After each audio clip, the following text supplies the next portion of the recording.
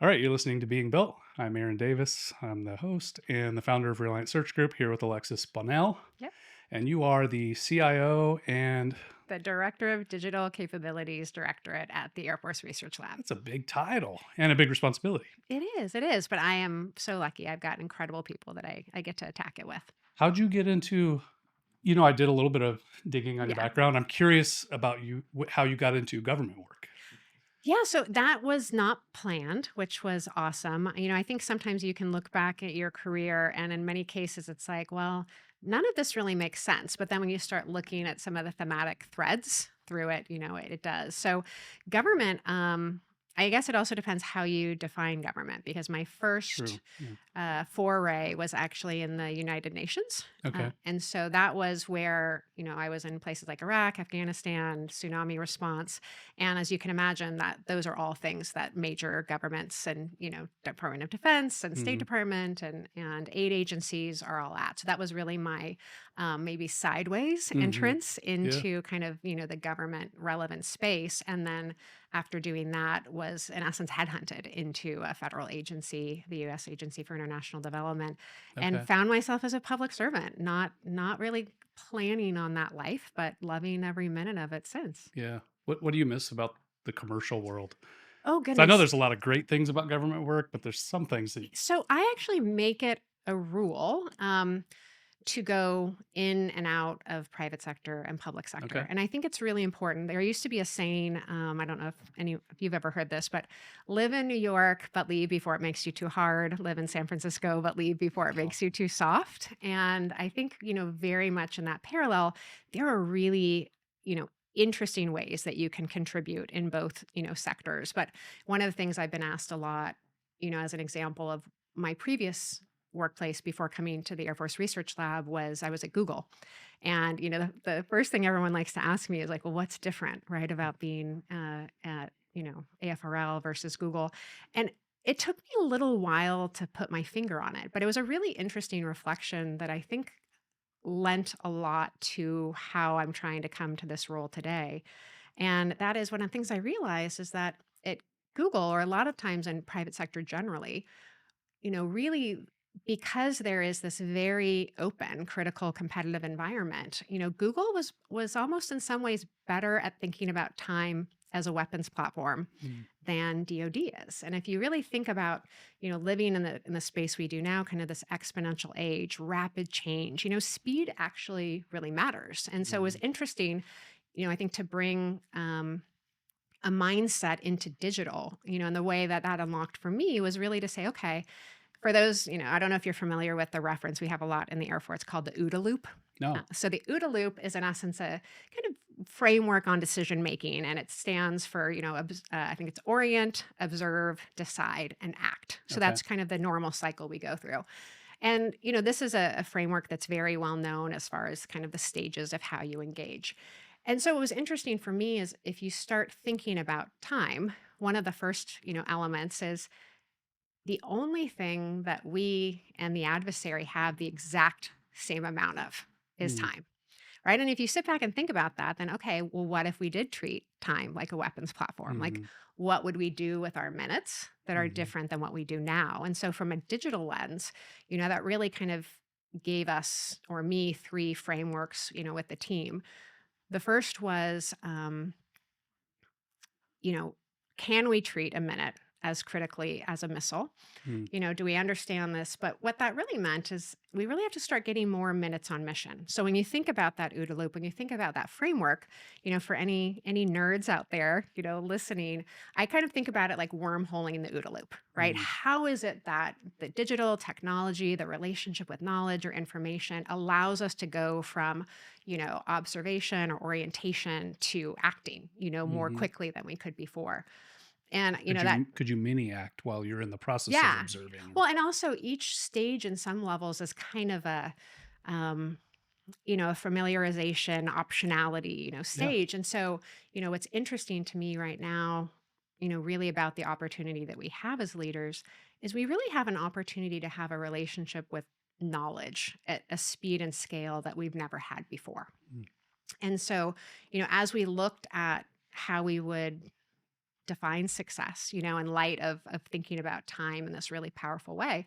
The first was number one, there's a lot of time at a human level that doesn't go to things that are the most important things, right? And Mm, so this concept for us was really important, in like toil reduction, right? So how is it that we make sure that people spend kind of less time on the things that are not value added and more time in that kind of purposeful, valuable space?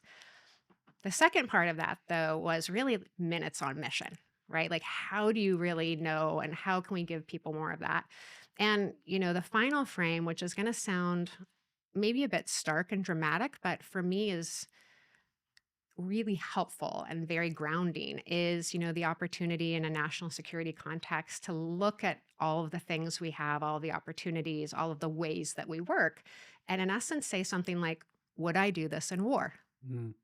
Right. And so, I think when you start to think about time and attention as really the critical currencies, of our age right now, it gives you a lot of opportunity to kind of reflect, well, how are we showing up to those? So when you ask the question, would we do this in war? Hmm. Is that a way of assessing whether or not we're addressing the issue at hand with the appropriate urgency and risk aversion? And like what are you Yeah, asking in that? I think in some cases it's a very heavy question. In some cases it's very simple, Mhm. and that is, if really when the time counted, right, if we were in the middle of an emergency or a conflict or a war, would you have me take these 4 days out for this training? Mm, Would you care whether or not I had checked these check boxes? mhm, Would you? And that's where I think, it sounds very simple to talk about toil, mhm. but one of the things that I did recently, and I don't know if you felt this way at all, I I'm turning 50 soon, and I'm very excited about that, but I had this moment of reflecting where I was like, well, I'm not as sharp as I Mm, used to be. I'm not as good. I'm just not able to get through the amount of work that I could before. And I found myself being like, well, that's okay. That's just what happens.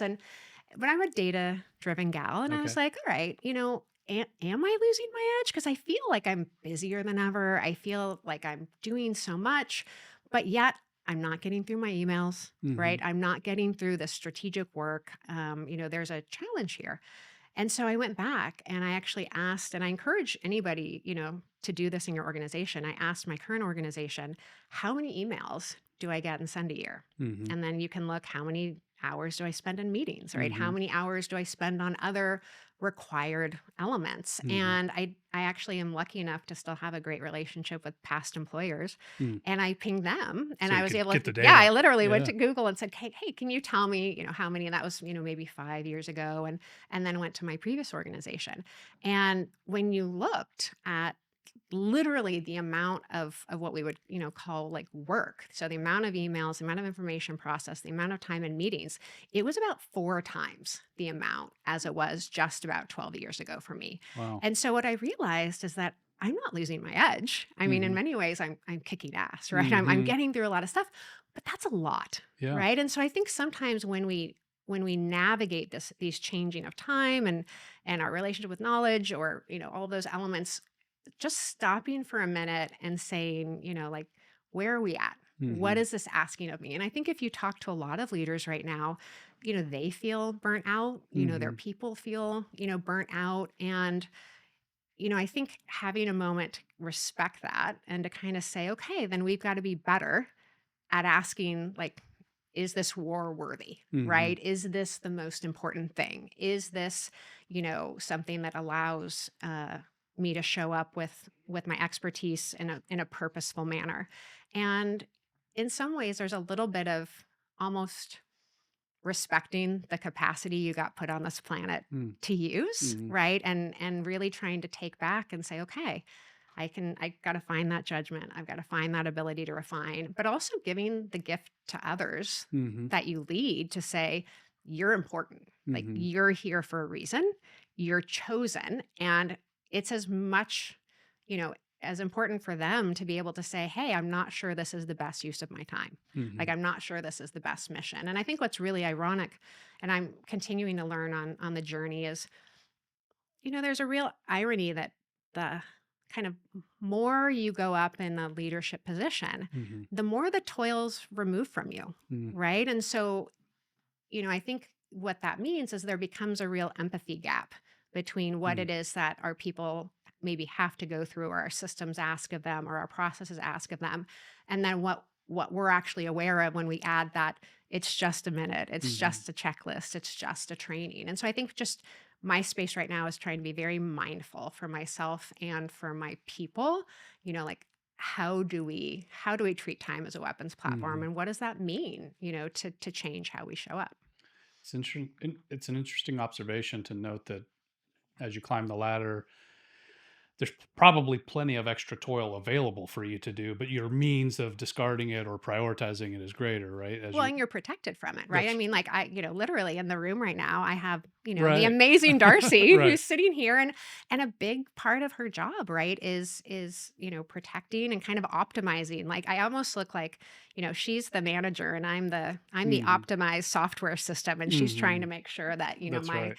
algorithms are running on all the most important things. That's right. But I think with that, not everyone has that That's right. protection, right? Or At an that entry level, you don't have a intentionality. staff, right? You So, don't have that. And I think this is what becomes interesting, actually, when we think about something like AI, or the future state of artificial intelligence and a human machine team, is because really for the first time, a lot of what we call agentics, or a lot of the ways that an individual in fact could build a support system around themselves is now available to us from a technological mhm, lens. And so, interestingly, a lot of the potential that I see in emerging technologies is more about bringing out the potential of the person. yeah. People often talk about digital transformation, and I always have to remind them, like, digital transformation is human transformation, right? And Mhm, we talk a lot about the tech or the tool, and really, I think what's exciting. Um, so, as a CIO, a lot of times people are surprised by how my conversation with the leaders that our technology work serves. People always expect to sit down with a CIO and say, okay, let's talk about this tool or mhm, platform or system or technology. And I find, there's really two questions that, especially right now with what technology allows us to do, are really interesting from a leadership standpoint.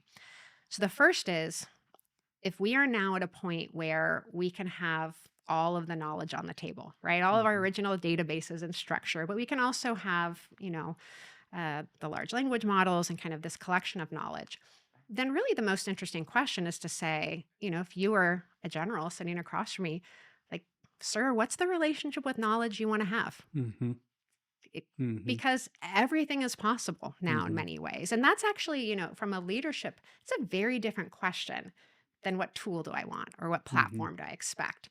And then the second question that I think becomes even more interesting is, if you think about it, technology is actually where we practice our culture, right? So if okay. we How talk so? about, for example, being collaboration is really important. Mhm, Well, if collaboration is hard, then actually your technology is eating away at your value, right? If I mhm, can't easily share a document, right, or work in something together, or get information.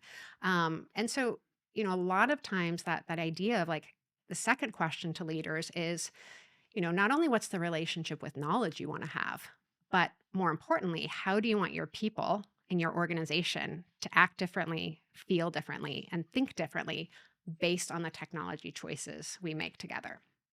And, oftentimes I'll have leaders kind of stop and say, those are bigger questions than I expected to have today. Like, mhm, can I think about them, and can we pick this up again? And the conversation is just 100% different, when they get a chance to think about technology as an enabler of the mhm, human outcome they want, versus mhm. technology as I have this data and I didn't have this data, right? Or I've connected this thing and I hadn't connected this thing. I had somebody ask me not long ago, what I see AI doing in the next 10 years. And it's a fun question, but I think it's kind of a silly one because it's not going to do anything, right? I mean, it's Right. what the real question is, given that we have drones and autonomous vehicles and AI and whatever, all these things, crypto and what, there's 1,000 things you could account for. Yeah. But the real question is, how are we going to leverage all of these things? And so it's a anthropologic question, sociological Yeah. question, I guess. So I get what you're saying. It's an interesting point because I answered the question that way. Mhm. I answered the question speculating that we would put way too much time and attention into this Mhm. kind of vein, Yeah. right? And probably not enough time and attention into this. And that Mhm. would probably lead to this and this. And you can speculate all these things, but the future that you're telling Mhm. as you reflect, or as one, a futurist or somebody who's, a sci-fi nerd or whatever, reflects on all the capabilities at hand today, is what we expect this cultural state Mhm. of the human experience Mhm. to produce, right? Yeah. Given China's culture and Yeah. Europe's culture and the culture of the West, this is how we think that will all kind Yeah. of clash and play out. Well, I mean, I think it's in many levels, what's interesting about technology is, my question is always like, who do you want to be? Like, Hmm. in light of this capability, this capacity, this thing that a technology allows us to do. And I'm also a big believer, that as humans, on some levels, people are very surprised by this technology. But on other levels, I think what you see over time in history is that as we, kind of hit psychological, physiological, physical challenges, or stressors or things like that as in our collective humanity, we invent things that in Hmm. essence allow us to navigate those stressors. So as an example, our population grew and we went to large scale, agriculture, which was Hmm. not something that we did or had as a practice before really our human conditions started to Yeah, demand and predict. We sure. needed that. Similar with cars, you can look at a lot of elements. And I think, so for me, when I look at AI, I gave you the example of, okay, now I compare these things, I have 4 times more email. But Hmm. let me put that in perspective. If you add all those emails, if you add all the meeting hours, if you add all the things that I am supposed to do before I even start doing my special sauce, right? The Right. Alexis strategy, like special Yeah. sauce. Um, I was already at 60 hours a week before I started doing anything strategic. And I say that because y- paying attention to the fact that like we are collectively tired, right? Hmm. We are collectively kind of overwhelmed. Hmm. I actually think that it's a really neat opportunity to step back and to say, well, it makes sense a little bit then why AI. So if you think about artificial intelligence as an augmentation of your attention, right? Your Hmm. relationship with knowledge and information, a relief valve maybe to say, okay, instead of having to read 80 things, Hmm. maybe I'm able to compile them. Now, in many cases, when you start from a place of empathy, it actually really makes sense why AI, Hmm. why now, right? If you think about it from the fact that as humans, we create tools to help us meet the stress of the moment. I think what we haven't done well in this particular case is first and foremost like anchoring the empathy and the reality of the fact that you and I are being asked to do more Hmm. in the same amount of time Hmm. than any human has ever been asked to Sure. do in the state of history. I think so if we accept that, then it starts to also let me at an individual level say, okay, well, who do I want to be? How do I want to be in light of this? But I think one of the things where it's getting better, but I think we really continue to do a disservice to ourselves when it comes to the conversation around AI is the stories we tell ourselves, Hmm. about technology, about ourselves, et cetera, matter. And so I'll give you an example of 2 things, which were, well, 2 areas of the message that, really worried me and that I think we've been trying to work a lot on. So the first is, um, when we talk about AI, especially really over the last 3 years, people will say things like it's really complicated, it's really technical, tokens and parsers and all of Hmm. this. And what's unfortunate about that is what we're kind of indirectly saying to people is you're not smart enough. And I just balk at that, right? It's Hmm. like, wait a minute, we've navigated every technology up to this point. Sure. Like we're going to navigate this. This is, we're capable. And the second one, and I think this is particularly chafing maybe from a national security standpoint for me is of course the one that still comes up quite a lot is, what about morality? What about Hmm. ethics? What about responsibility? And I have to remind people, I'm a public servant. Like, Hmm. I'm expected to show up ethically, Hmm. morally, responsible every day of the week that Hmm. ends in Y. And, every day that happened up until this one and the Hmm. ones that are to follow. And, so the reality is that, especially though, when you start to apply, the defense or national security construct, it's really important to kind of honor like who we are and who we work with. And what I mean by that is, if you're someone who has chosen to put on the uniform as a manifestation of how you are going to be in the world, what you're going to contribute, you already sign up for a job that may ask you to make the hardest moral, ethical, Hmm. and responsibility decisions that any human on earth has ever had to make. Hmm. And so for me, when people say, "Well, what about ethics?" There's a little part of me that says like, "How dare you?" Hmm. Right? How is it with this technology that we can trust, this person to put, a weapon in their hand, to put them in $100 million cockpit, Hmm. to give them a security clearance, but then say we don't trust them with ChatGPT, right? Hmm. Like, so I think sometimes we can get so caught up in how something's being talked about, or we can get so focused on the technology and the tool that we can forget and almost take credit, that like we're enough, like Hmm. we got this. The question is really, what are we going to choose to do with it? Yes, I get what you're saying. Also, Yeah, yeah, yeah. the novice who's not intimately Hmm. connected in it, or even kind of adjacent to the development of AI, is not concerned about those who build it as much as they are the black box, and not being able to kind of know exactly what the Sure. secret sauce is and how it transacts, right? Over the period of time of trying to contribute to thinking about, technology as a human journey, Hmm. I have come up with a highly scientific um, four-stage process Okay. that, I use to really explain the intentional journey that we Hmm. go on with a technology. And I promise it'll get to, to your question. Okay. So the first thing when we have a technology is we have to have ta-da, right? Like we have to, in essence, so imagine like you have to see a car, get in a car, right? To really imagine like, oh wow, this It's a this little is pod that different. It's moves going me to change around. things. Like Yeah. here's innovation, change, right? And so the ta-da is really important. And as an example, when we think about using AI for anyone out there, if you have not yet tried a chat GBT, a Gemini, or whatever, like just try it. Hmm. You're not going to break it. You're not going to Right. get anything wrong. You're not going to mess up, right? You can do silly things. Ask it to write a love letter. Ask it to write a grocery list, right? Hmm. But that spirit of curiosity and the ta-da really matters, So the ta-da stage is then followed by the uh-oh. Hmm. So the question you just asked me, is like, how are we intentional? Like, what about the black box? The uh-oh stage is so important, right? Hmm. Because, but, but if you put the uh-oh before the ta-da, you start answering and kind of in this doom loop, Hmm. because in a lack of trying, engaging, exercising your own kind of um, humanness with the tool, you find yourself in a position to simply be almost regurgitating other people's fears, right? Hmm.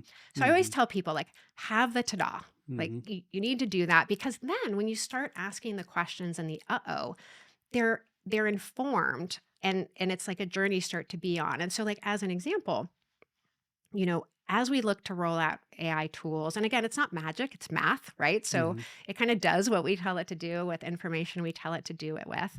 And so, on one hand, if you, I always tell people don't look to kind of large language models or ChatGPTs or these things for answers, look at them for options, Hmm. right? So, part of it is understanding, what is my role as curator? But when we think about the black box, if I know, for example, that I'm asking something that doesn't have an exactly specific way, to cite, and a lot of these tools now can, right? They can tell you the Sure. source, but that's actually an interesting part of like querying, right? Because if Okay. meaning that, when you first start using a tool like that, you might not ask it for sources, Mm. right? You may not ask it for facts because you don't actually understand that's possible, right? Mm-hmm. Most people are coming off of like Googling it Mm-hmm. and they're used to asking. And if you think about that as a capacity, when you ask Google it, you're used to trying, your brain curates down to the most simple question, right? Mm-hmm. Because you're used to having like this one thing. Mm-hmm. So where AI becomes interesting is it allows you to have more complexity as a curator.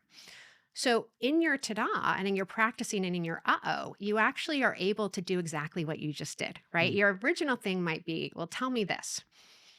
When you get it back and you accept the fact, well, maybe I'm not sure where it got this answer, Mm-hmm. you might then refine that to say, give me the sources, Mm-hmm. right? Or give me the facts or cite the whatever. And so actually it is that give and take, right? That allows you to start asking those good questions. Mm-hmm. Now, the next stage of that is there are things, for example, in when you roll out an AI tool where you can turn off the training, right? So there's a concern, for example, of if I ask a question, is it now going to take that, right? And make it part of the corpus body. And so you have an option, right, to turn that off. But similarly, there's a really, really important element that I'm most excited about AI that hasn't gotten talked a lot about yet, but it's called RAG. That it stands for Retrieval Augmented Generation. So Okay. RAG, RAG. What is so amazing about RAG is that what it allows you to do as a curator, right, as an information seeker, you want to have that relationship with knowledge. What RAG does, it actually allows you as an individual to say, you know what, I don't want to ask my questions of this big black box, Mm-hmm. right? I actually know that the information I trust comes from these research documents Mm-hmm. or these after action reports or these, 20 years of annual reports or Mm-hmm. budgets, fill in whatever is your kind of truth corpus. And we all have that, right? Because every day Mm-hmm. there are things that we depend on. So, what RAG allows you to do is to say, you know what, I want to ask my questions, but I only want to ask it Mm-hmm. of this information Mm-hmm. that I have curated. And if you think about that, what I love about it is, you know, as a CIO, typically up until this point, if someone wanted to have a relationship with information or knowledge, it Mm-hmm. would be a little bit, I can't do a very good Tiny Tim impression, right? But a little bit like, please, ma'am, can I please have, some informational porridge? Can I please have a system or a Mm-hmm. database? And I think that's unfortunate because but that's what the technology allowed, right? And it gave me a great position, it gives lots of us. But in the same way, if I'm a blockade or my unit or my team or our budget between the relationship with knowledge and curiosity that someone can have Mm-hmm. and how they can exercise that, right? So I mentioned, kind of technology being like playing field of our culture. Mm-hmm. So when we think about a place like AFRL, really a huge question is in defining our success is, asking and answering what if faster than the adversary. Mm-hmm. And so if you think about curiosity and you think about something like RAG, what's so exciting to me is actually how do I get out of the way, right? If you're an expert and this technology allows you to curate the things that you trust and know, to create boundaries of information. And then instead of having to wait for a dashboard or a new field to be added to the ERP, you can start to have a curiosity-based conversation with the information, that is your knowledge universe. Mm-hmm. That's just a fundamentally different way, right, of showing up in our humanity. And so a lot of the question I think for some of us in a technology leadership standpoint is how do we actually get out of the way? And if you Mm-hmm. think about it, there's a lot of in my own identity, there's a lot of navigating like I'm choosing to give up power. Like Like I'm in what context? What do you Well, mean? in the sense that, if people get to have a relationship with knowledge without having to ask me for permission Yeah. or without Okay. having Okay. to wait on me to build the system, Yeah. right? Or to contract Oh, that. I've seen that in my parenting. It's so crazy. Yeah. My 8-year-old is very different than my 26 Yeah. year old in terms of how they interact with me.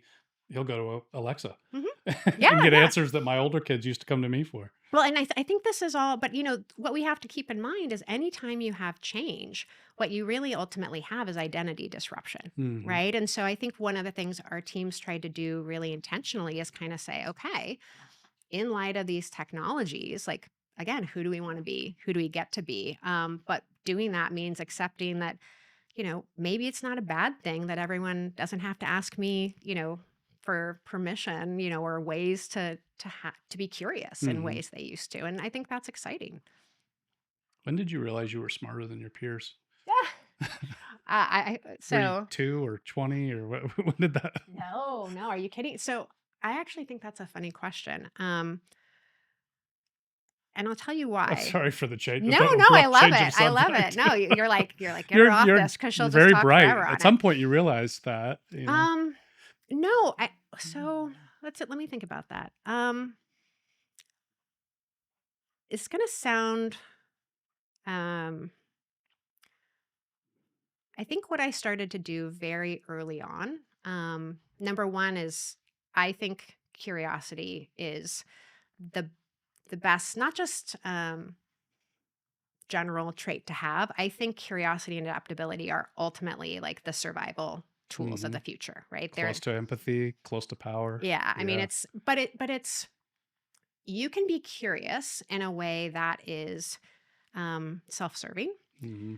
You can be curious in a way like where you go in to say, well, I'm being curious, but I really want to validate what I know or Hmm. what my Mm. position is. I think, what I have really tried to do is um, like kind of be humbly curious. And I'll give you a lot of people talk a lot about, especially for women and kind of sometimes women and tech roles and things like Hmm. that. We talk a lot about like imposter syndrome, Hmm. right? And it's like, well, don't have imposter syndrome. Like you're qualified, all of this. Hmm.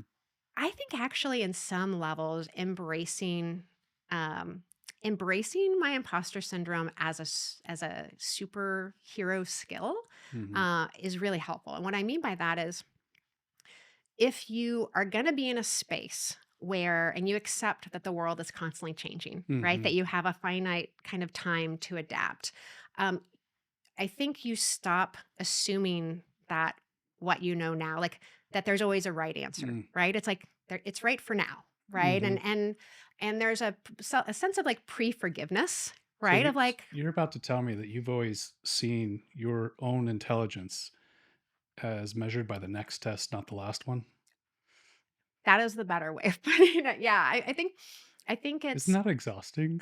um Or is it? I Maybe I it's not. I think for so I think that's a choice. Okay. So my mom, it's gonna seem like a weird non sequitur, but my mom and I'm gonna absolutely make you suffer through what I'm about to do right now. This She is what I'm in it for, all right. Alexis.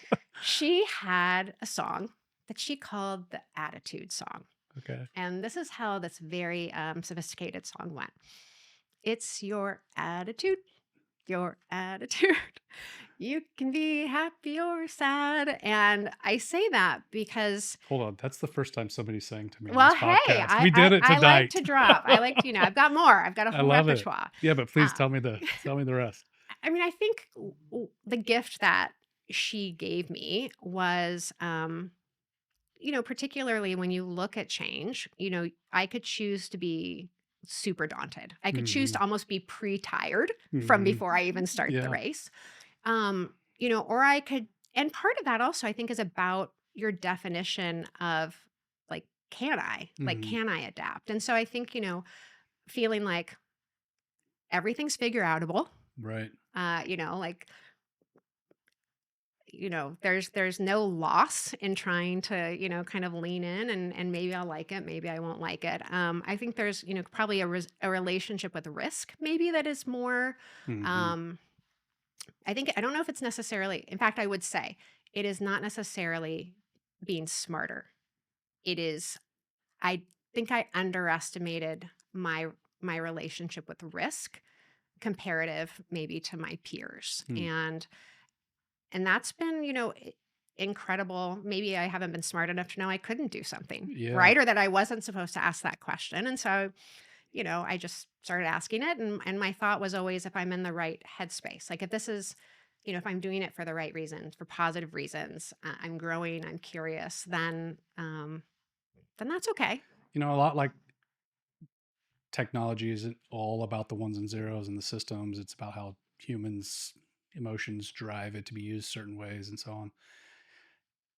That's not it's been my observation that people's exceptionality Mhm. also manifests because of emotional things. Uh-huh. And so if you have in your, what I'm hearing you say is a very positive relationship with curiosity Mhm.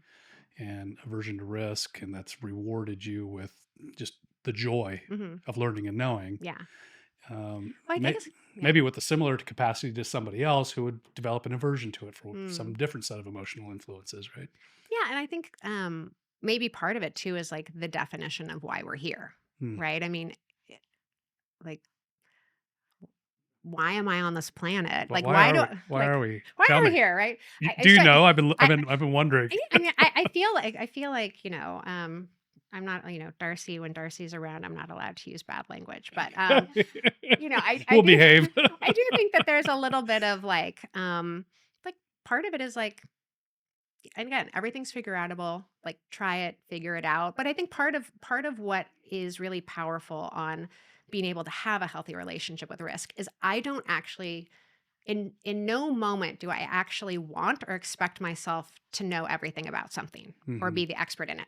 I love um just surrounding myself. Like, I'm constantly looking to how can I build a network of people who I absolutely think are smarter than me in this topic. And I Hmm. am shameless about pulling out my phone when I hear something, texting that person and being like, what's your take on this? Like, Hmm. what is that, right? And that ability to bounce, kind of off each other and to learn, I think not only not only actually means you're acquiring knowledge and perspective, as you go along, but it actually is quite interesting when you think about having a world and a situation that really is evolving at a level of magnitude that that is, I'll use the word unprecedented. Right. Um, I think we're going to be using that word a right, lot in the right. next decade, right? I mean, I We're think going to need a new word right, I for know, we're it. gonna need, It's like, unprecedented, we'll invent a unprecedented. new word.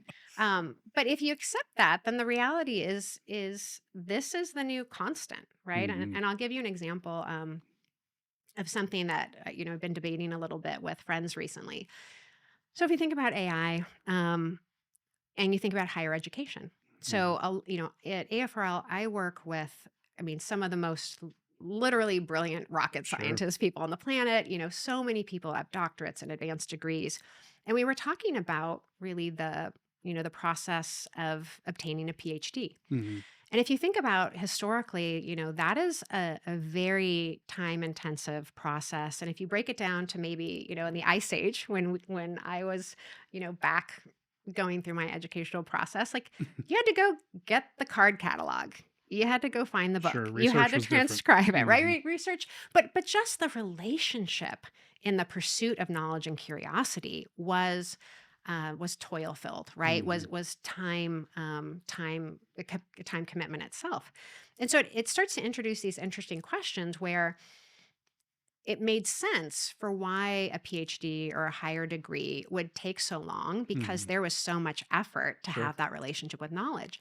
And I think, this starts to introduce a really interesting question where it's like, okay, if that relationship with knowledge, the ability to be curious, to wonder, to curate at this incredible speed and scale, then it kind of introduces two questions, right? Either one, if you tend to approach the PhD in the same way with a major thesis, right, or something, then maybe you do that a lot faster than you did it before. Or the Hmm. second thing might be, maybe you have to do the equivalent of 10 theses, right? But I think this Hmm. question of, and what's really interesting to your point on the human level, is a lot of times as our organizations, and especially many of us who take our identity, so imagine a professor, an esteemed professor at a very high level university, they usually are naturally going to respond to this question. And what it's really doing is, well, I had to do this for 7 years, right? Like, my experience was this, As if that's a meaningful point of well, reference but anymore, but right? interestingly, right, like, it had been for a while. Like, you Sure. used to look at people,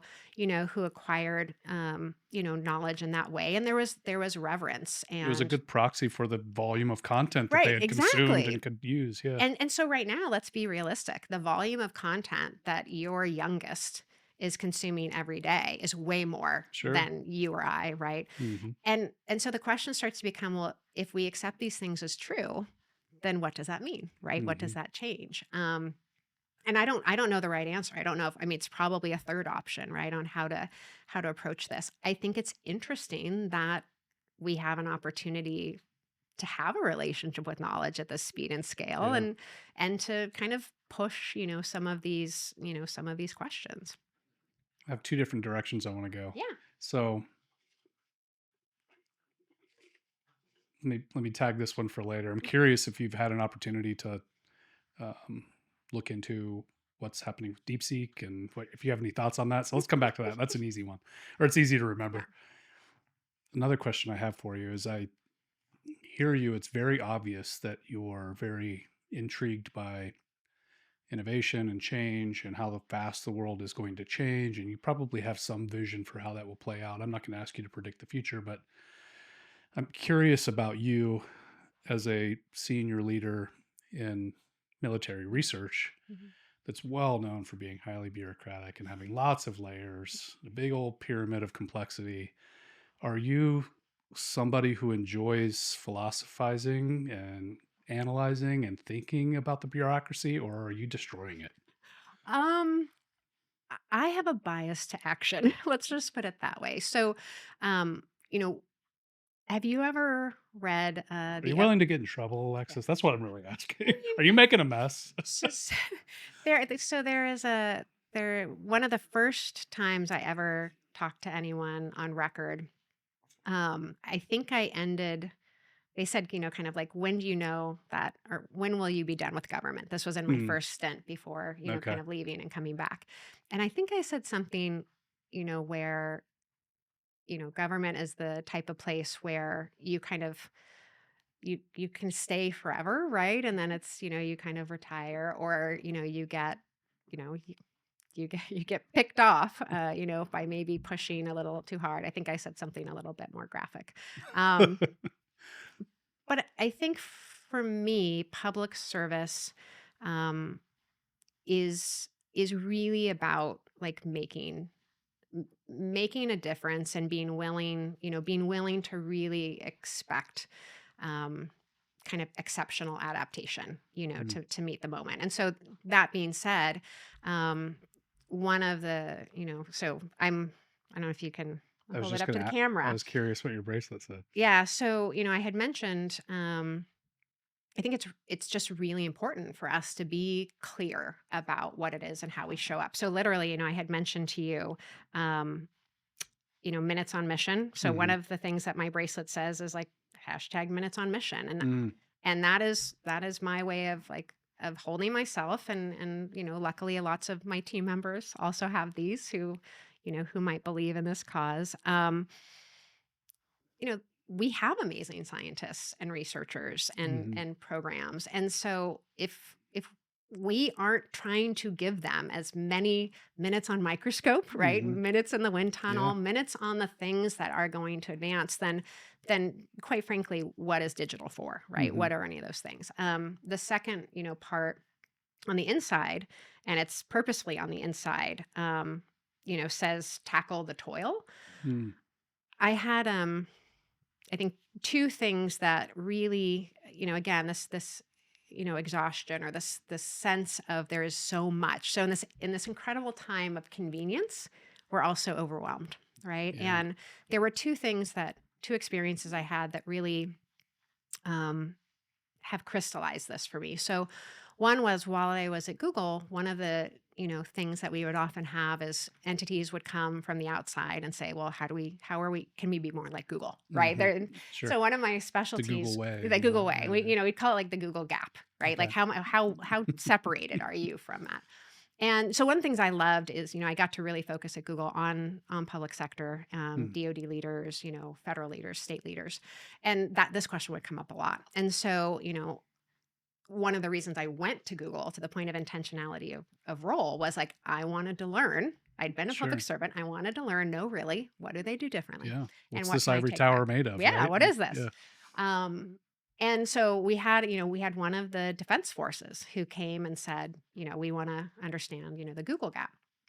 And so, I said, okay, great. I would need to talk to about 30, 30 of members of your force. And uh, what always happens, I was very quick, okay, we can have you talk to these people. And it was always a little awkward. I was like, no, no. The only people that I talk to are the people who are choosing or have chosen to leave your organization. Interesting. And so, long story short, the process that I got to use at the time was, really asking those members how their sense of mastery, autonomy, and purpose had been when they started, and how their sense of mastery and autonomy and purpose was when they had decided to leave. Mm. What was so interesting was, the sense of autonomy. There's always a little bit of expectation, and a delta between how you expect to be Hmm. autonomous versus how any large Sure. organization, much less a hierarchical or Sometimes it could be military. one leader. Yeah, Right, yeah, sure. exactly. So I think people, they expected a little bit more, but that that didn't drop too overwhelmingly low. Okay. Mastery went up, right? Because Interesting. if you think about it, they many times you came in younger, early in your career, and you were learning incredible things. I mean, if Sure. some of our forces do incredibly like technical work, right, or logistics work, and so there was a recognition and actually an appreciation and an honoring of themselves, right, and Hmm. what had been invested in themselves. And they said, no, I've got a higher level of mastery. And that was also important because the assumption, I think, often happens with leaders that, well, in a place like government or defense, uh, that people had gained mastery. Mm. Now they were worth more, right? And Hmm. they were leaving because they wanted to make more money. And so that was the assumption. So when we talked, leaders were kind of like, oh, we know why they're leaving. They're getting Hmm. better offers from this company or this company. And I said, okay, well then this will be really, really short and Hmm. straightforward. Um, when it came, the clincher for me was the purpose scores. Mm. And so, when you think about service, I mean, we have an exceptional mission, right? Like to get to show up with just such like this is national security. This is Hmm. amazing, right? And so it wasn't surprising that they came in, with a sense of purpose of 9 or 10. Um, you know, but unfortunately, in the ones I talked to, many of them had dropped down to a 2. Mm. What do you And attribute that to? so I asked, Hmm. right? I mean, it's important, like, what happened, to your purpose? And at the end of the day, it was toil, Mm. right? It was death by a thousand paper cuts. I joke about, the deadly sin of it's just, right? Yeah. It's just a training. It's just a checklist. It's just a meeting. It's just an hour. And my grandfather, Darcy, put on earmuffs. My grandfather had a great saying, which was like, you're trying to fit 10 pounds of shit in a 5-pound bag, right? But if we think about that from like an empathetic lens, all of us have to do things that we know are not the most important things, are not Sure. the mission, are not why we Sure. signed up, right? That's okay. It's not your special skill or Not your whatever. Yeah. special skill, but it's Hmm. also just like not interesting, Sure. or you're not actually It sure if was it's too much fun. We helpful. couldn't get paid for it, right? Yeah. But I think what we sometimes fail to recognize is that when that equation starts to tip to where I am doing more bureaucracy, more administration, more things rightly or wrongly Hmm. that I perceive as not the mission. Hmm. Um, that that is toil. And I don't just say like work because toil has an emotive drain. There Hmm. is an emotive friction. And so what I learned from that experience is that toil kills purpose faster than mission can replace it. And so if we don't look at ways of making sure that our people not only are doing the most important things, but feel and recognize that they're doing the most important things. And I Yeah. would highlight that like with this example. I'm sure you've been in lots of organizations with lots of requirements Hmm. and process. So, one of the things that I find really interesting is when you're in an organization or leading an organization, there's really three things the organization does. The organization, and I mean that collectively of its people, right, as individuals, it starts things, like maintains things, and stops things. Okay. I want you to think about like and anyone watching this, how many conscious things has your organization stopped doing? Mm. And so when you think about toil, when you think about the it's just, the kind of the deadly sin of it's just, if if we aren't as conscious about saying what we're going to stop doing, Hmm. at some point there is no more attention, there is no more time like for the Yeah. starting. And yet if you think about it, in most organizations, and especially government, we reward, it is heroes work, right? If you start something new, if it's amazing, if it's a country, and you battled the bureaucracy to make it happen, like you're a hero. Hmm. I actually would really argue that it's far more heroic to be willing to tackle something and say, we're gonna navigate stopping Yeah, doing we're going to kill this. that work. And so we actually have it, in our team, we have something that we call a kill bonus. Mm. And the kill bonus is literally bring me something we can stop doing. Hmm. Because, my calculus is everything that we stop, that means I am transferring like minutes on mission, and maybe my scientist, like, instead of filling out that form, gets to have that exchange right at the It's not water just the cooler. minutes. It's It's the never the emotions it, on mission too. That's the multiplying variable, exactly. especially when you're asking people to find it and bring it to you, Yep. because it's the shit that sucks the most, Yep. right? Or Well, the stuff that sucks the soul out of them the most, and, right? and so this is what I think is so fascinating about having, this AI tool that we rolled out, research platform where we get to understand and actually see how people are using AI. And what you see so quickly is there's always a fear, are people going to misuse it, right? Are they going Hmm. to? Sure. Can I just tell you, all people are doing every day is simply trying to reduce the toil and get minutes on mission, right? They're Mm-hmm. trying to get through, they're trying to make less information out of Sure. more information out of less. But if you think about that in an empathetic way and as a strategic way, no one really knows more than that individual how to make those calls, right? What things are trade worthy. And so it's really interesting to see people use AI to try to navigate in their own empowerment, like moving things, Hmm. right? Into like, I don't like doing that. It's not rewarding and I can do it appropriately. Like, why wouldn't I have the AI Hmm. do it, right? Because I'm actually paid to be a scientist and do Hmm. these amazing things. And so, I think another example, have you ever read, and this was probably in the last year at least, the thing that really, um, for me was like a oh wow exercise. Have you ever read the OSS simple field guide? What was it? Simple sabotage field guide. Oh, now I can't remember it, Oh of course. no, but I've heard of this. So I Yeah. think it's a simple sabotage field guide. And this is actually something, so OSS was a precursor to the CIA. Okay.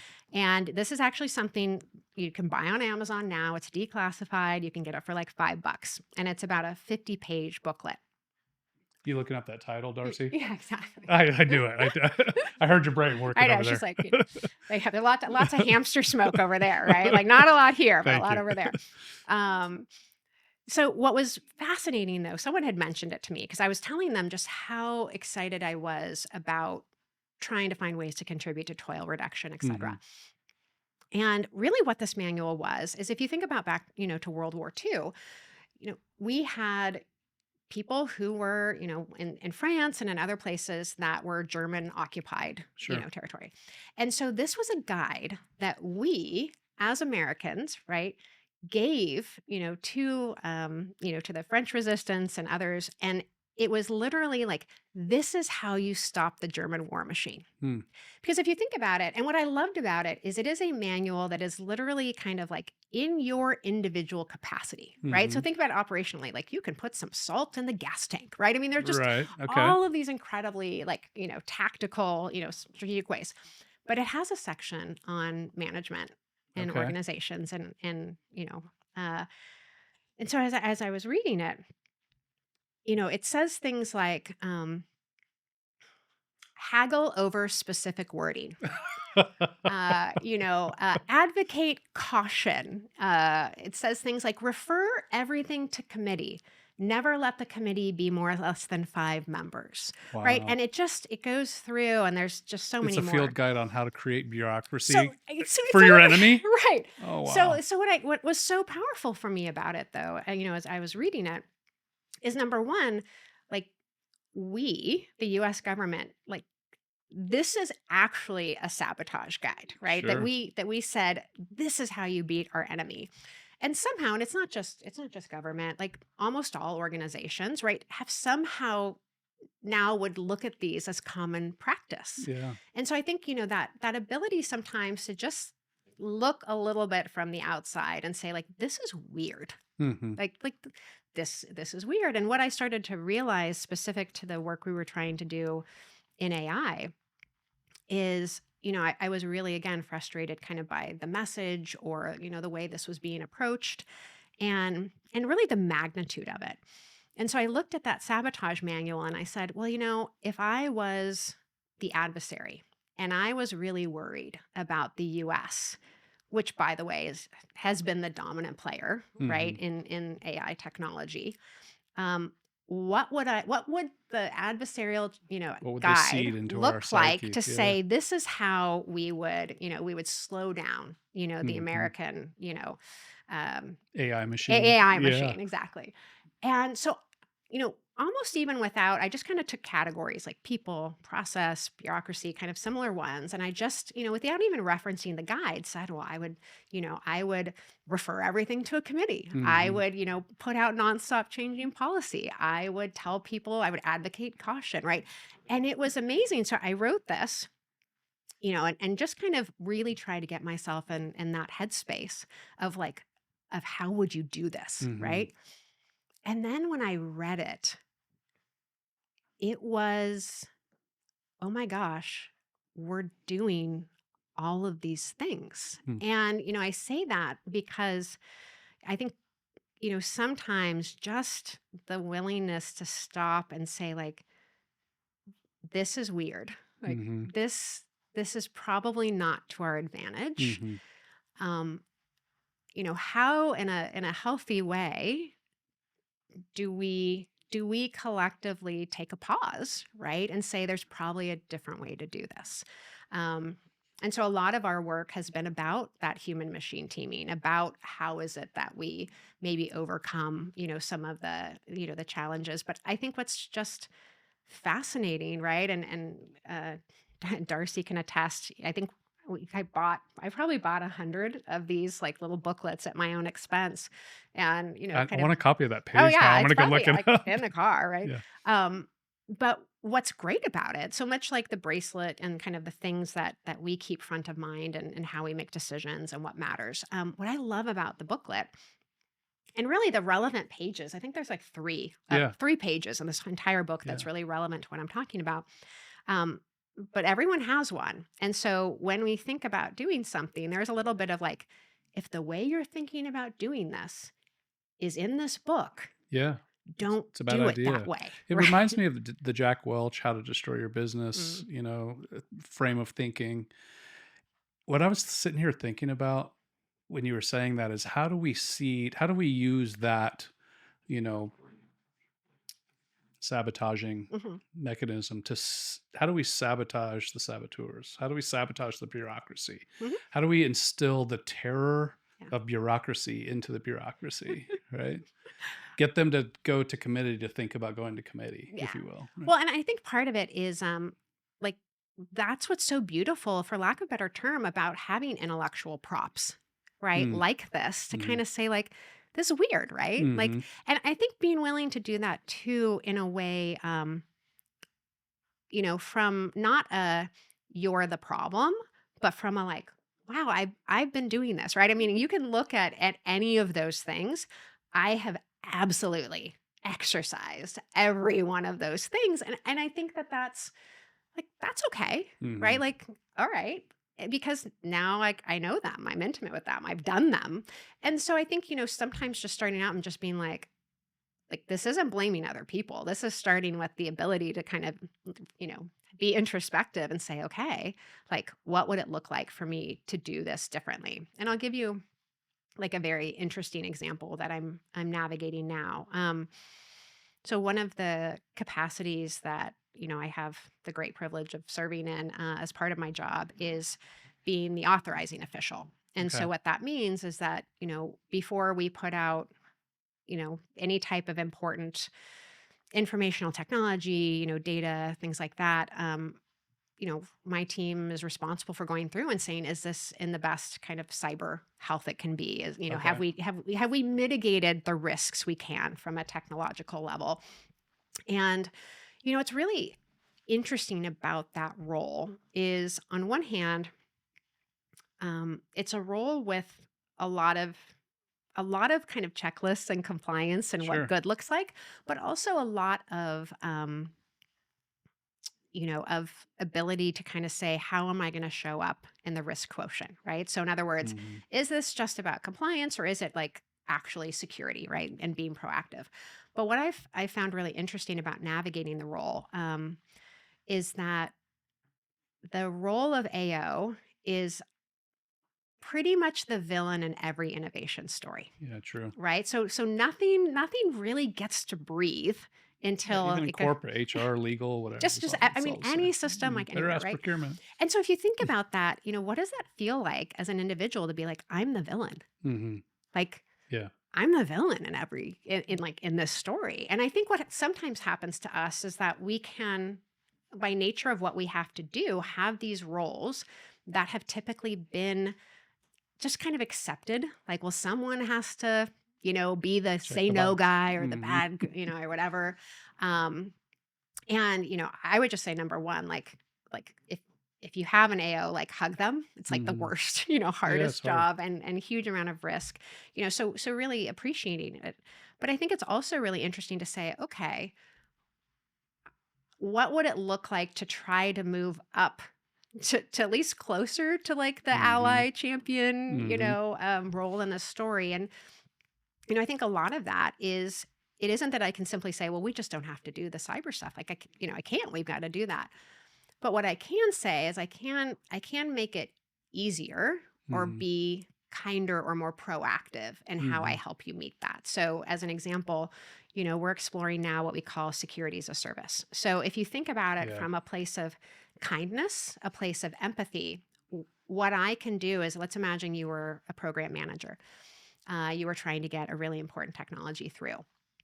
The first something that usually happens is that by the time it gets to me, right, as the AO, I see it in my lane, in my lens, in the identity that I hold. Mm. And I'll be like, Did they if check you against didn't this? Check. you didn't even, they just don't even care about cyber, right? They don't even Mhm. care. They, whatever.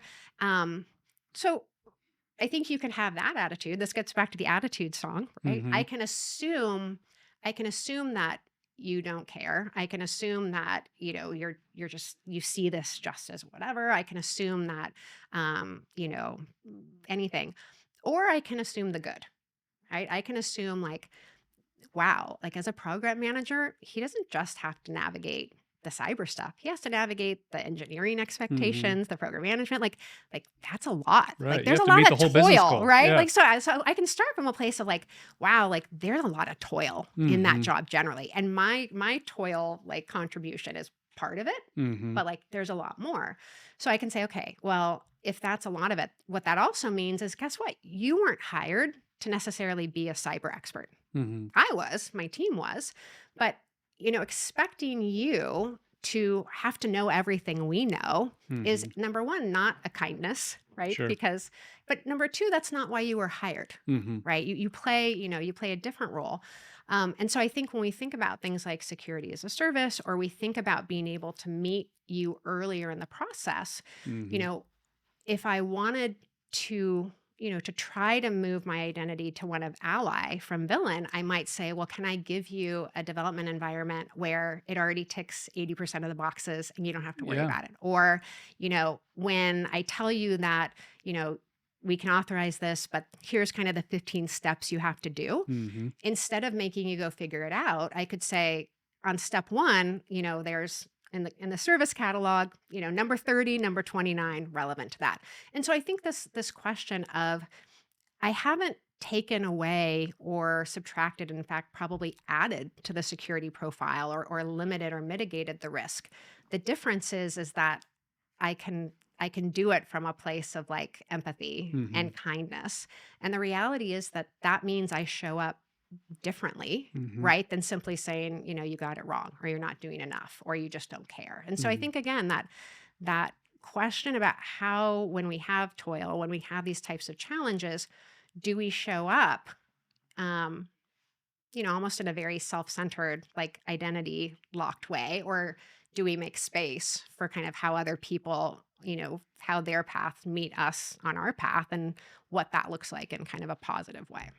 That's a That's brilliant. I love it. I've got some experience I want to reference. Are Yeah. you okay on time? If I have a Yeah, couple more I don't have questions, I dinner want until 6:30. to. Okay, cool. I have a couple more things that provoke some thought about my experience in the corporate world, like the medium-sized enterprise shared services kind of Mhm. stuff, which is um, mature now. A lot of organizations do billbacks and everything, Mhm. and you've got these service centers within organizations that share incentives to get product to Mhm. market and improve customer experiences. Blah blah Yeah. blah, and so that stuff is which leads me to kind of two thoughts in response to what you're talking about, your attitude toward that product manager or Mhm. whatever.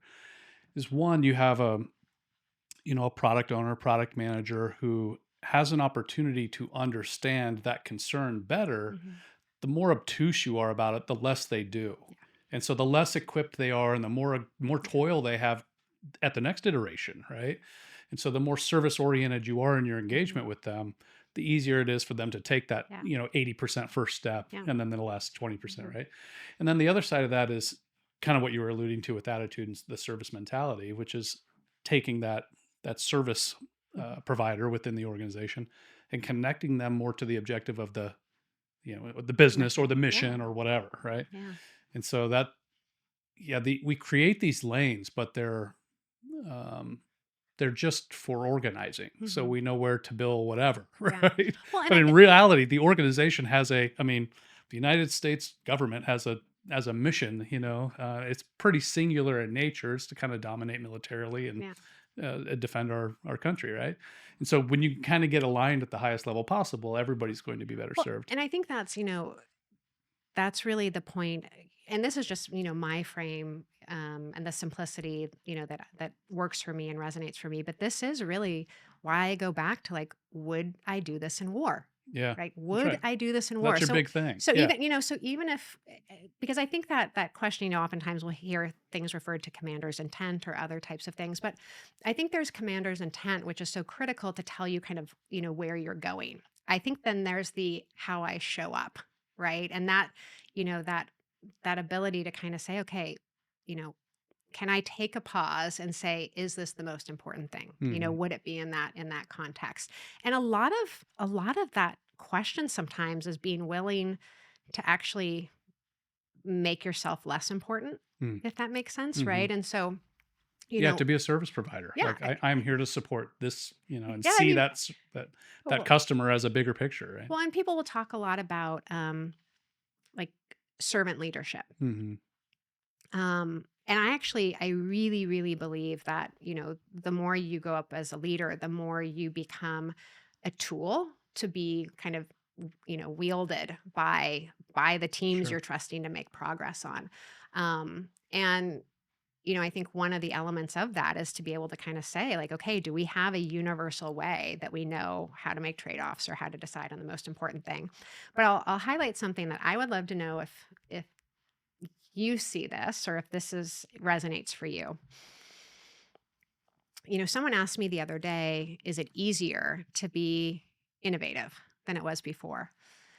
And I'm usually very optimistic, right? And very like, yeah, yeah, Sure. but I was really struck and I thought to myself, that's not actually, I think, where my head is at. And so I started to kind of, say, I don't know, let me think about that for a minute. And as I started to reflect on it, what I realized is that I don't think it's easier, for a particular, reason, and this is part of what I think I'm navigating now as a leader. It feels like in the last, I'm going to throw a decade around it. It may be less or more, but one of the things we started to do is give more oxygen, more nutrients, more nourishment to critics Mm. versus doers. And I'll give you an example. So I was struck by the fact that I don't really watch the news. I watch 2 to 5 people's opinion Right. about what happened that Right. day, Right. right? I don't really watch sports. I might watch, 4 ex-athletes or whatever, opinion about the game during Hmm. the game. With things like social media, like everyone gets to have an opinion. And I Sure. think when you think about being innovative, right, or taking risk or leaning in, it's already hard enough, but when we start to reward, the critic, what ends up happening to the doer is the incentive emotionally goes down, right? Because it's Hmm. like, well, not only do I have to navigate, this practicality, this process, resource finding, whatever, but now I have to be subjected Hmm. to a whole bunch of people who don't necessarily have any accountability to solve this with me, Hmm. and so I say that because if we want people to show up and we want particular behaviors, we have to be very intentional about what we're nourishing. And what I mean by that is, there's the great Teddy Roosevelt kind of man in the arena, right? Okay. Quote of, kind of the gladiator in the arena is really the one who deserves honor, who deserves respect, right? It's Okay. it's not the crowd standing around, like, having commentary. It's the person in the ring. And I Hmm. think that this is a really interesting age because I don't think we realized how much we've disincentivized like being in the ring and doing. And to that point, a big part of where I'm trying to navigate right now is like how do I consciously give time, space, resources like to the people who are truly willing to be accountable, like to do, to deliver. And I think there's a lot of different roles that we've inserted in organizations, um, that are critic roles, Hmm. right? And I think, if I think back to my career 30 years ago, there are critic roles that have always been there that are really helpful. So, as an example, like lawyers. When I was the chief innovation officer at a federal agency, the lawyers were actually my best friends, Hmm. right? Because I had great lawyers and they were, I'd come up to them with like a wild idea and, instead of saying no, they would be like, "Alexis, what are you trying to do? Hmm. Let us help you." And so I think we have these natural things, but then as we go through, I really look at different roles we have or different structures and it's a question of like, is this a critic role, a doer role, or the third option is champion, Hmm. right? So a champion can show up with healthy critique, right? With like, hey, but the difference is like a critic will say, we tried that and it didn't work. Hmm.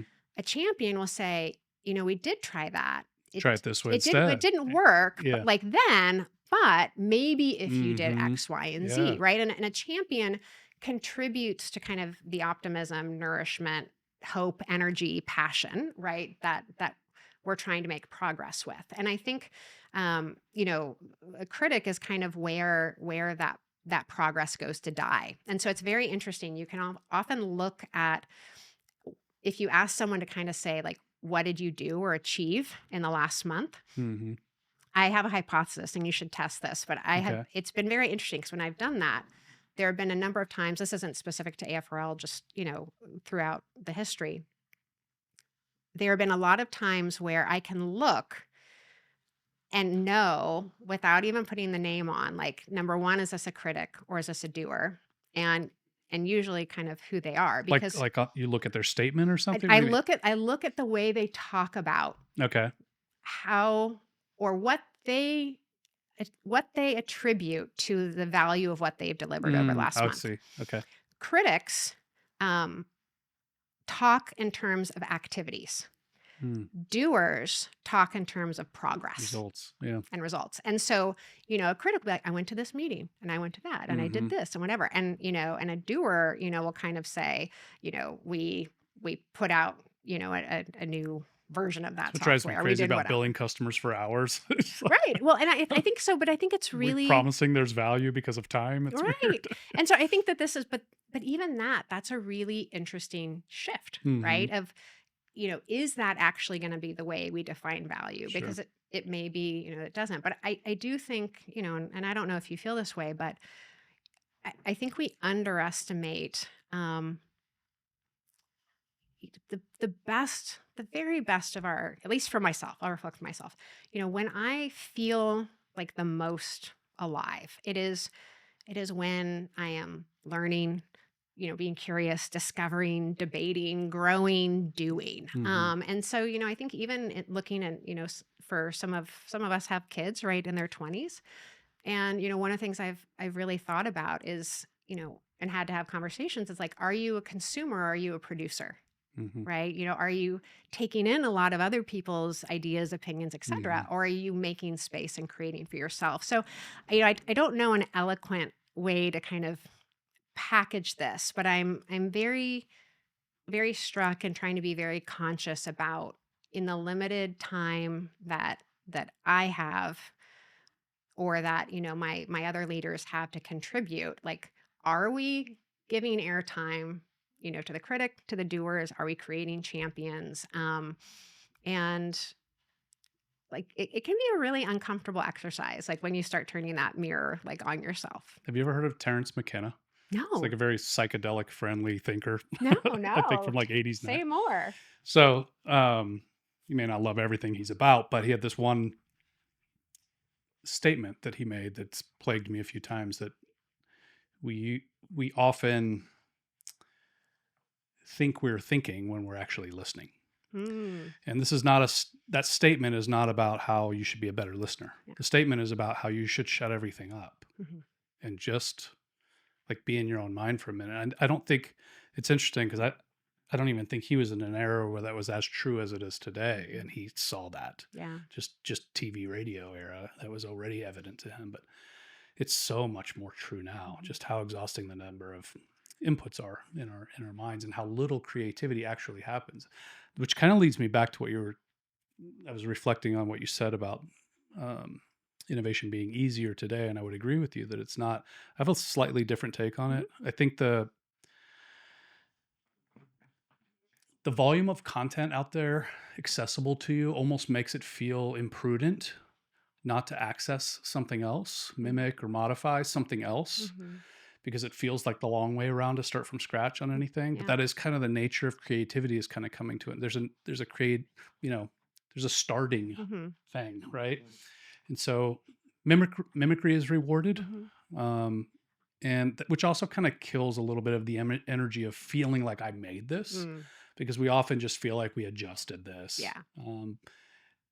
And yeah, so I think there's a couple of things at play there in terms of the Yeah. disincentives for innovation that kind of inhibit our natural excitement about, oh, we made a fire happen, right?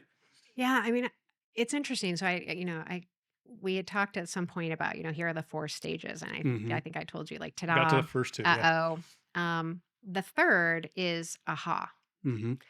And Yeah, aha, we're not getting enticed by that right. energy, right? So aha is when you start to realize like, oh, this can do this, or I Yeah. can now do this, or I can whatever. And and that in the fourth stage is ho hum, meaning um Now this is so integrated into how we work on to that the of next course we thing. do this. So like an example is Googling it, right? Yeah, Like if sure. you met someone, if we went out to, Cheesecake Factory and someone was sitting next to you and they said, like, what's Google? I've never Googled it. What is this? You would Sure. be like, where have you been? Like Sure. everyone, so you reach a stage of ho hum where it's just like, that's our natural relationship with information, right? Or, Hmm. or knowledge. And I always remind people too, like we still use control H, Hmm. right? Like, I mean, if you think about it, Control H was one of the first times where, like, if you wrote a really good policy, Hmm. like, I don't need to rewrite this Hmm. policy. I'll just take his name off it, Hmm. put my name, and like make our adjustments. So, I think that question of like, when are we creating? When are we curating? Is always a really interesting one. But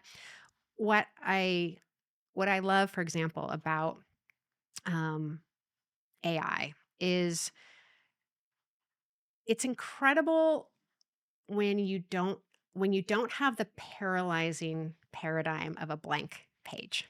Mm. Right. So even like in our conversation today, I mean, think about what you do, right? As a person like curating an amazing conversation Mm. is we get to riff off each other, right? Like Sure. in some ways, Sure. I could say, well, what do you think about this? Right. And you get me going and I'm gonna think or curate, or you're gonna make connections for me that were not part of how I plan to come into this Hmm. conversation, right?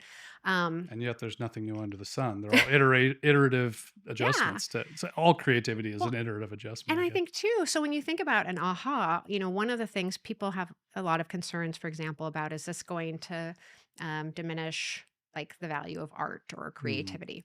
And what I would say if you were taking one of my AI 101 classes, what you would see in that class, and then, there's a PowerPoint, and most of the images in the PowerPoint are made with AI. Mhm. And, I got to tell you, like the first time that I went in and I can remember exactly, the query that I put in to get the image. And it was, show me a picture of two generals facing off in a future kind of battlescape with a countdown clock in the middle. Like the image that it gave me was incredible. Like it's Mhm. one of my favorite images. It's still in a whole bunch of things that I use. Um, but what was more important was how I felt. Mhm. Because in that moment, I was an artist. Yeah. Like that is in me, right? Whether I have wielded, the pen or the paper or the whatever, like I had to have a relationship with that concept, right? I had to put it forward. And the reality is, had the image not been great, I would have had to keep going, right? But I think that, I value the fact that like all of a sudden I get to feel like a little more like, oh, like maybe I can, maybe I've got this other way to express myself, right? Or this other way to show up that just quite frankly wasn't within my time constraint, to find before. And one of the most interesting, elements that I always remind my kids about, and this is probably one of the reason really why I always choose jobs that are almost about navigating the next thing, right? Because Mhm. I want to give you like a little cheat Okay. insight on this.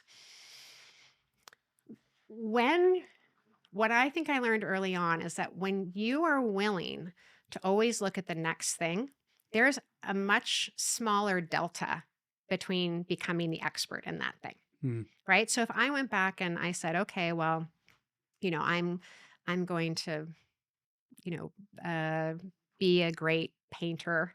There's an incredible amount of painters who have come before me, Sure. right? There's an incredible body that my work would be compared with. But when you think about, so one of my first jobs, I was a third employee of the Internet Trade Association. Okay. And my job was literally to go this way back in the ice age in the early 90s, right? Was to go to places like American Airlines or American Express and be like, this thing, the internet, is going to change how you do Mhm. business, right?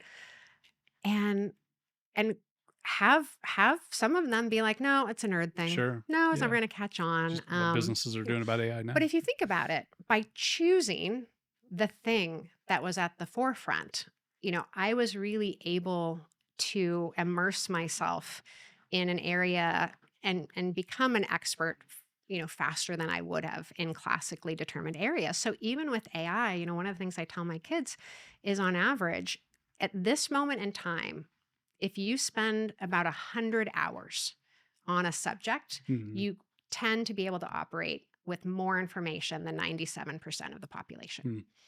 100 hours. Like that's not actually very much. And so, you know, this is why I get excited and I get really fulfilled in trying to help kind of people bridge in many ways like that human transformation is really like I see where you can go. Like Mhm. you're amazing. Like I see where this is going. I see kind of where and who you could be differently and I'm excited about who that person is, right? I Mhm. mean a big part of being a champion is actually believing in each Yeah. other, right? Making space. And so when you get to introduce or get to help people navigate these things that they're going to have to navigate anyway, And you can do that in a way that like this is about kindness and empathy, but more importantly, it's about the fact that like you are going to have amazing potential, Mm. right, in this future scape. And how is it that, that I help you believe that about yourself? And I'll give you one example of something that where I think we really go wrong as leaders, especially in technology, about how we prematurely constrain someone's potential in our organization or someone's identity. A really classic way that this plays out is when you give someone a title Mm. um, or a role that is tied to a particular tool. So I want you to imagine SharePoint administrator or whatever. exactly. So that actually was the exact example that happened Sounds very government. in our organization, right? And I remember being introduced to really this amazing team member, that Mhm. we have that had a title like that.